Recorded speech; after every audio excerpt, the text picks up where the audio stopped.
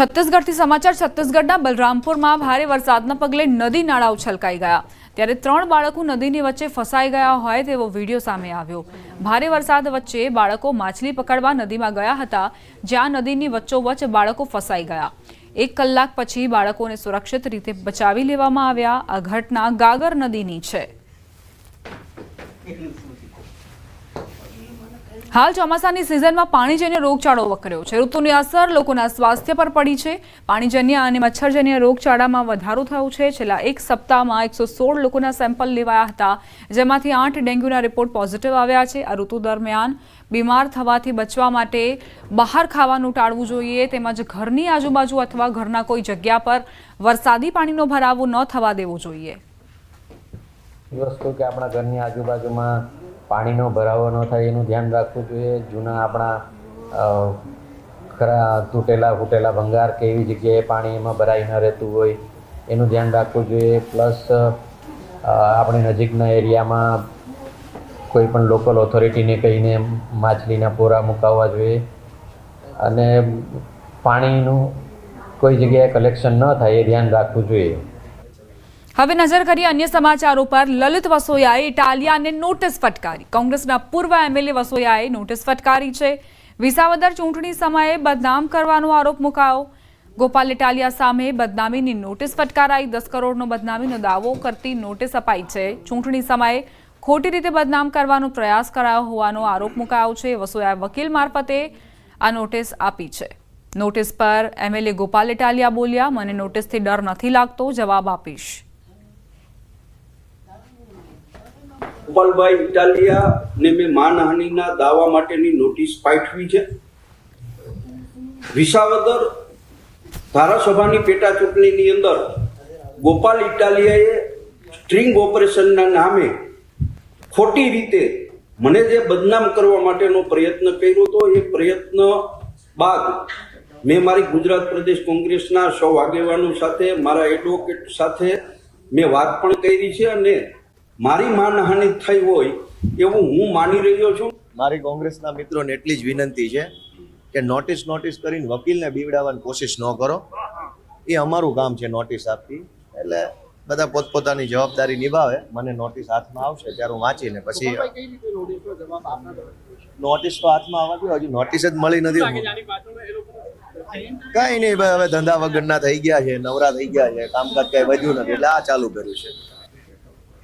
વડોદરાથી સમાચાર। ગેસ પાઇપલાઇનમાં બ્લાસ્ટ। વાઘોડિયા રોડ વિસ્તારમાં આવેલી સુંદરમ આઇકોન સોસાયટીમાં ભયાનક બ્લાસ્ટની ઘટના બની। સવારે સી ટાવરના ફ્લેટ નંબર 101માં ધડાકો થયો। મકાન માલિક મિતુલભાઈ ગંભીર રીતે દાઝતા હોસ્પિટલમાં ખસેડાયા। બ્લાસ્ટના કારણે મકાનમાં માલસામાનને નુકસાન પહોંચ્યું। પ્રચંડ અવાજથી આસપાસના રહીશો ઘરથી બહાર દોડી આવ્યા। ગેસ પાઇપલાઇન લીકેજ હોવાથી દુર્ઘટના સર્જાઈ હોવાનો પ્રાથમિક અંદાજ છે। ફાયર બ્રિગેડ અને ગેસ કંપનીની ટીમે સ્થળ પર પહોંચી તપાસ હાથ ધરી। અમરેલી સિવિલમાં હિટ એન્ડ રનમાં મોટો ખુલાસો। જૂની અદાવતમાં હત્યાનો પ્રયાસ થયાનો ખુલાસો થયો। જૂની માથાકૂટમાં 3 લોકો પર કાર ચડાવી દેવાઈ હતી। અમરેલી પોલીસે હિટ એન્ડ રનમાં ખુલાસો કર્યો। સાવરકુંડલામાં 2 દિવસ પહેલા મારામારીની ઘટના બની હતી। મંદુકના કારણે આ ઘટનાને અંજામ અપાયો હતો, જેમાં સામસામી અદાવતમાં કાર ચડાવી દેવાઈ હતી, જેમાં ઇજાગ્રસ્ત 3 વ્યક્તિઓ પૈકી 2 વ્યક્તિને ગંભીર ઇજા પહોંચી। સિવિલ હોસ્પિટલમાં 2 લોકો સારવારમાં હતા તે સમયે ચા પીવા જતા આ બનાવ બન્યો। પોલીસે હત્યાના પ્રયાસનો ગુનો નોંધી આરોપીઓની શોધખોળ શરૂ કરી છે।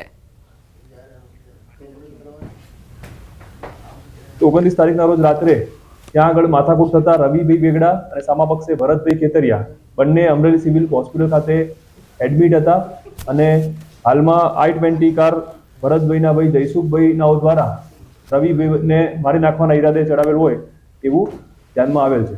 હાલમાં પોલીસ આગળ તપાસ કાર્યવાહી કરેલ છે। મળેલ માહિતી મુજબ ઝઘડાનું મૂળ કારણ જે સાવરકુંડલા ખાતે ક્રોસ કમ્પ્લેન થઈ છે એ સંદર્ભમાં છે।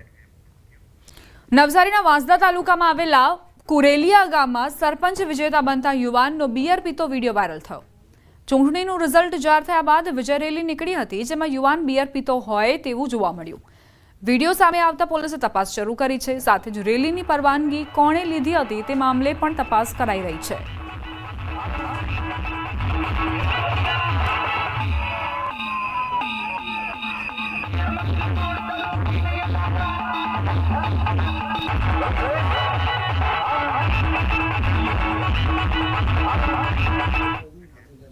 સમાચાર નવસારીથી પ્રાપ્ત થઈ રહ્યા છે। રોલો પાડવા હાથમાં હથિયાર સાથે રીલ બનાવી ઘાતક હથિયાર સાથે રીલ બનાવી વાયરલ કરાઈ। નવસારી જિલ્લાના બિલીમોરા શહેરની આ ઘટના। હથિયાર યુવાન પાસે ક્યાંથી આવ્યું તે એક સવાલ છે। પોલીસ અધિક્ષકે તપાસના આદેશ આપ્યા। ન્યૂઝ 18 ગુજરાતી વાયરલ વિડીયોની પુષ્ટિ નથી કરતું। સુરતમાં પોલીસના ગેરવર્તનનો વિડીયો વાયરલ થયો છે। ખાણીપીણીની હોટેલના માલિક સાથે ગેરવર્તન, પોલીસ જવાનનો વિડીયો વાયરલ થયો। રાત્રે મોડે સુધી કેમ હોટેલ ચાલુ રાખી તેમ કહી માર મરાયો। અભદ્ર ભાષાનો ઉપયોગ કરી થપ્પડો ઝીંકી। જૂનાગઢ તાલુકાના ડુંગરપુર ગામે એસટી બસનો સ્ટોપ ન અપાતા 50થી વધુ વિદ્યાર્થીઓએ રસ્તા રોકો આંદોલન શરૂ કર્યું છે। અંતે એસટી વિભાગના ડેપો મેનેજરે સ્થળ પર આવી બસને ઊભી રાખવાની બાંહેધરી આપતા મામલો થાળે પડ્યો હતો। છેલ્લા ઘણા સમયથી ડુંગરપુરથી જૂનાગઢ, ખડિયા, બગડુ સહિતના આજુબાજુના ગામોમાં વિદ્યાર્થીઓને સમયસર બસ ન મળતા હેરાનગતિનો સામનો કરવો પડતો હતો। અનેકવાર રજૂઆત કરવા છતાં પણ એસટી વિભાગ દ્વારા કોઈ પગલાં લેવામાં આવ્યા ન હતા। ડેપો મેનેજર દ્વારા તમામ માંગણી પૂરી કરવાની ખાતરી અપાતા અંતે આંદોલન સમેટાયું। અમે કાયમ ભણવા આવીએ તો બસ રોકે નહીં, અને બસ રોકે તો અડધાને લઈ જાય અને અડધા અહીંયા રહી જાય અને પછી બસ જવા દે। મોડું થઈ જાય છે ભણવા જવામાં। અવારનવાર 3 દિવસ થયા, 2 કલાક ને કલાક લેટ આવેલી હતી બસને। એના માટે રેગ્યુલર કરવા માટે અમે ડેપો મેનેજરને ફોન કર્યો તો એને ફોન અમારો રિસીવ ના કર્યો, અને ઉલટાના જે ડ્રાઈવર છે એ બાળકો જે વિદ્યાર્થી છે એને ધમકાવી અને પોતે એમ કહે છે કે અમે તમારી ઉપર ફરિયાદ કરશું, અમારી બસ નો રોકતા। જે રેગ્યુલર બસો ચાલે છે અને જેમાં લોકલોમાં સ્ટોપ આપેલ છે એ બધી બસો જે અહીંયા સ્ટોપ કરશે, કારણ કે અમુક વિભાગોની જે બસોમાં સ્ટોપ નથી આપેલ એમાં પણ અમે અહીંથી લેખિત રજૂઆત કરી અને એમાં પણ સ્ટોપ એડ કરાવી દેશે। જે નોન ઇન્ટરસિટી અને એક્સપ્રેસ બસો જે છે એમાં પણ જે મેઇન સ્ટોપ છે એ મેઇન સ્ટોપ અપાય।